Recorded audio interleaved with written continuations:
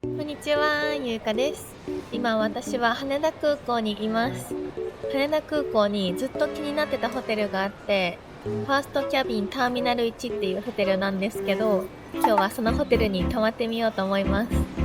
実は明日から羽田空港からとある場所にまた移動するんですけど、今日はそれの前乗りです。ということで、早速、もう空港の中にホテルがあるみたいなので、行ってみようと思います。行ってきます。ホテルがあるのは羽田空港第一ターミナルの1階なので、方向音痴の私でもこれくらいなら迷子にならずに行けそうです。このエスカレーターを上がった先にホテルの入り口があります。食の誘惑がすごい。チェックイン前にどこか寄ってから行こうかな。ダメダメダメ。誘惑を振り払って頑張って進みます。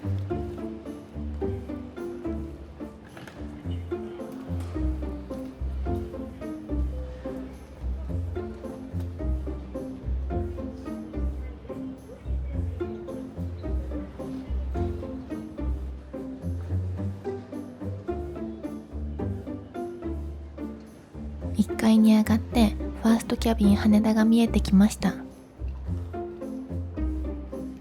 飛行機のファーストクラスをイメージしたホテルだそうで、どんな滞在になるかとっても楽しみです。チェックインは19時から朝の4時までなので、深夜便で到着するときなんかも安心です。後から知ったんですが、ここはホテルじゃなくて、正確には簡易宿所っていうのに当てはまるみたいで、カプセルホテルと同じ扱いだそうです。無事にチェックインができたので、今日の私の簡易宿所に向かっていきます。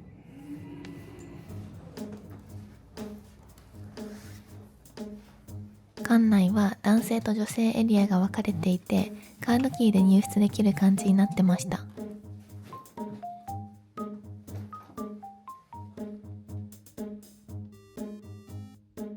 私のお部屋は K ゲートの12番。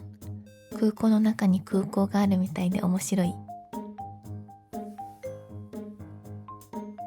お部屋のランクはファーストクラスとビジネスクラスがあったんですけど、ビジネスは満室だったので仕方なくファーストにしました。じゃーん。これが今日お世話になる K12 のお部屋です。想像してたよりも全然いい感じ。私、ここ余裕で住めますね。早速お部屋の中をいろいろ紹介していきます。セミダブルベッドが一つあって、横にはテーブルがあります。館内着とスリッパが部屋に置いてあるのは、コミュ障にはありがたいサービスですね。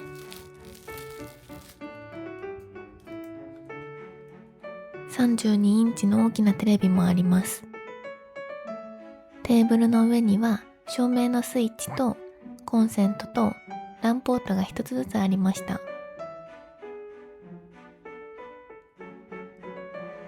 お次はベッド横もチェックしてみましょう。テレビ用のイヤホン口とまさかのコンセントが2つあります。あとはバスタオルとかもちゃんと置いてありますね。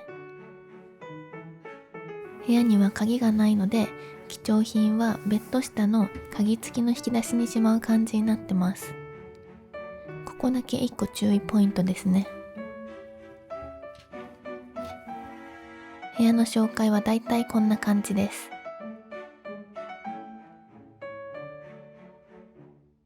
さっき見た看板を思い出してお腹が空いてきました。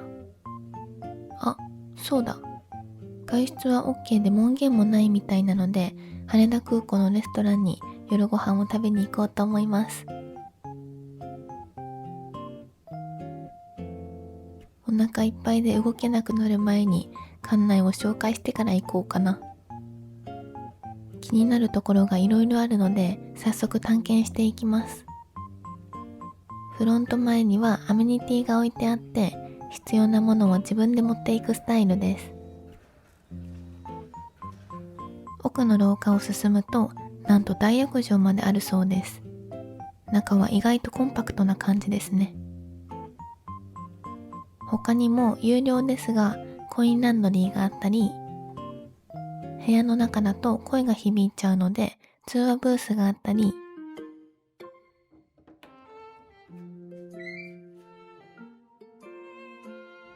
友達とくつろげるラウンジがあったりします。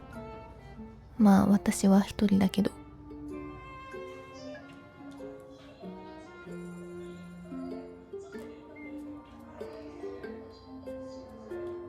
個人的にめっちゃいいなって思ったのはこれ、無料のコーヒーサービス。宿泊者は飲み放題だそうです。私はコーヒー得意じゃないので、苦い思いだけ味わっておきます。館内にはもちろん Wi-Fi もあります。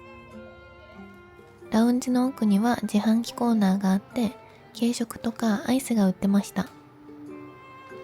私はこれから夜ご飯を食べに行きたいので、誘惑に負けないでもう少し走り抜けたいと思います。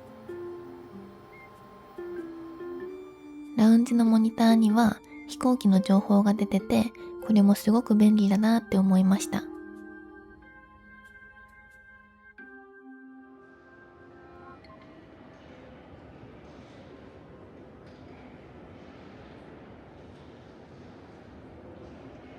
無事に館内も探索できたので、夜ご飯を食べに外に出てきました。そろそろ胃袋が暴れ出しそうなので急ぎます。さすが羽田空港。地下1階から6階までレストランがびっしりです。悩みに悩んで今日の夜ご飯は銀座ライオンに決定しました。明日の飛行機の時間もあるし、今日は本当にビールはやめとこうかな。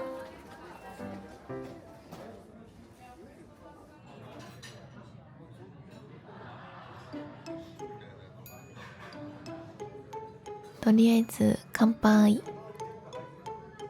この一杯飲んだらビール卒業するので、今日だけ温かく見守ってください。ちなみに今日泊まるファーストキャビン羽田は、私は公式サイトから予約を取りました。近い日程だと1泊1万5千円から2万円くらいしちゃうんですけど、余裕を持った日程で予約するとだいたい1万1000円から安くて7000円くらいでファーストクラスに泊まることができます。いろいろ調べたんですけど、ホテルサイトより公式から予約するのが一番お得そうでした。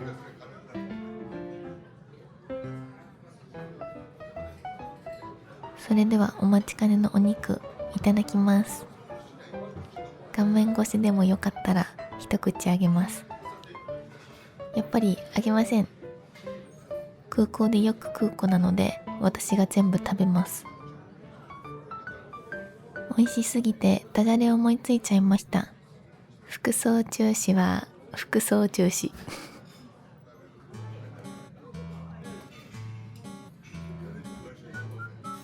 そういえばファーストキャビンのお客さんは半分くらいが海外の方でした。最近ホテルの値段とか全部上がってるけど、それにしては1泊1万円なら結構お得な方ですよね。いろいろ喋ってたらあっという間に完食しそうです。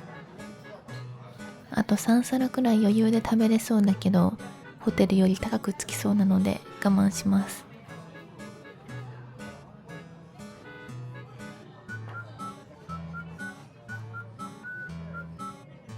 最後はビールを浴びるように飲んで締めます。空港で飲むビールってなんでこんなに美味しいんですかね。非日常感というか、これから旅行に行くぞって感じがして、いつもよりごくごく飲める気がします。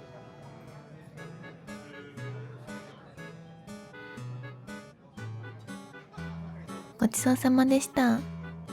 お腹いっぱいで幸せ。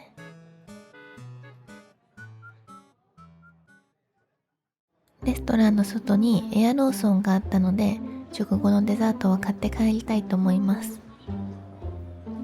普通のローソンと違って東京のお土産が売ってたりしますね。これ一箱買っていくのも悪くないな。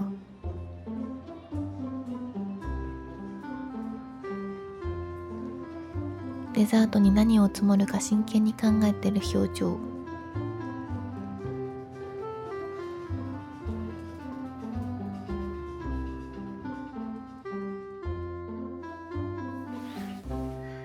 お部屋に戻ってきました。今の時間は21時30分です。一旦ゴロンしようかなと思ったけど、大事なことを一個忘れてました。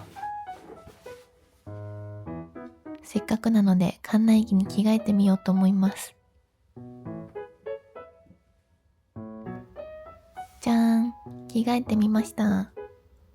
これ結構素材がいい感じで、肌触りも柔らかくてリラックスできそうな生地ですね。着心地が良すぎてなぜかとやってしまう私。ダブルイエイ。これは酔っ払ってるわけではなくて、ほっぺのもちもちの調査です。今日はなかなか悪くないですね。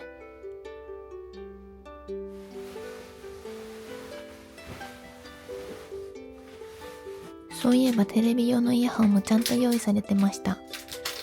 公式サイトだとヘッドフォンだったんですけど、イヤホンに変わったみたいですね。これを壁のイヤホン口に挿すとテレビの音を聞ける感じになってます。避けるチーズみたいでちょっと楽しい。ファーストキャビン羽田は宿泊以外にもショートステイとかラウンジのみの利用もできて、1時間1000円くらいで過ごすこともできます。乗り継ぎまでの待ち時間とか深夜便まで時間潰したいとか、結構いろいろな使い方ができそうですよね。ゴロンしながら携帯いじって私の動画を永遠に見漁るっていう賢い過ごし方も全然ありだと思いますよ。いかがですか？お風呂に入る前に食後のデザートでも食べようかな。ボリボリ音が響かなそうなチーズケーキにしてみました。それじゃあいただきます。お味はいかがでしょうか？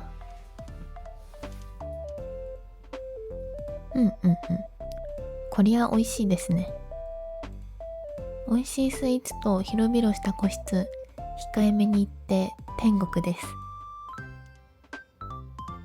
明日からまた遠出をしに行くんですけど、ぜひ皆さんどこに行くか予想してみてください。ヒントは1000円です。これで当てられる人いるかな？ゴロンして体力も復活したので、そろそろお風呂に行ってこようと思います。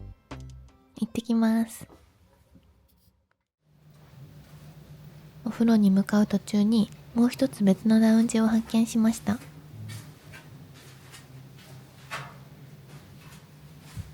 中はこんな感じでマッサージチェアとか休憩スペースがありました。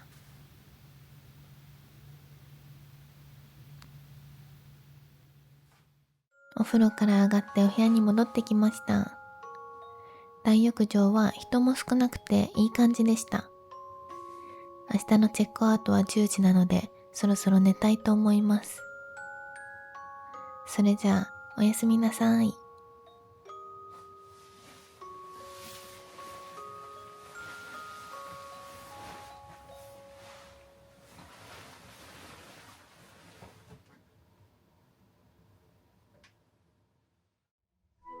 おはようございます。今の時間は9時30分。昨日ローソンで朝ごはんを買ってたので、食べながら準備していきたいと思います。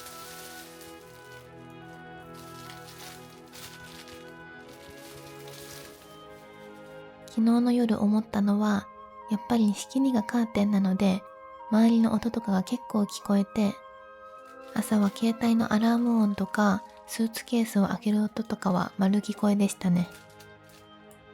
でも私は全然気にならない程度だったので、朝からチョコクロダンスを踊れるくらい快適でした。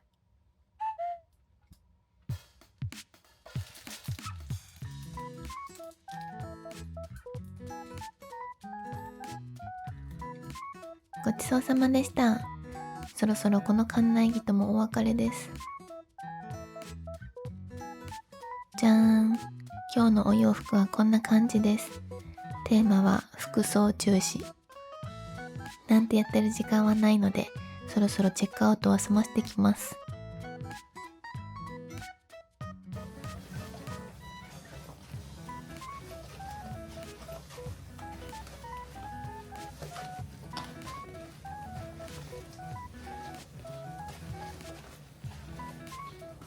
無事にチェックアウトできました。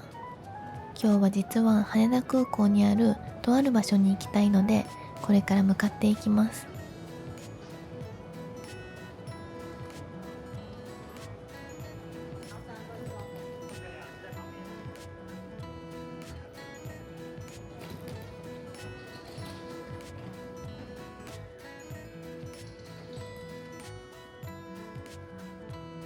ここです。羽田航空神社。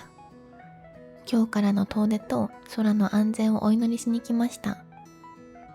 知る人ぞ知るパワースポットだそうなので、皆さんも旅行前はぜひお祈りしに来てみてください。はい、ということで今回は羽田空港のファーストキャビンに宿泊してみました。いやでもすごい良かったです。でもちょっとカプセルホテルっぽい感じだったので、音がね出せないとか、ちょっと響きが気になったりとかっていうところはあったんですけど、それ以外はお風呂もすごい良かったし、ドライヤーとかヘアアイロンとか、あとコテ巻くやつとかもついてて、でそれもねリファで統一されててめっちゃ良かったです。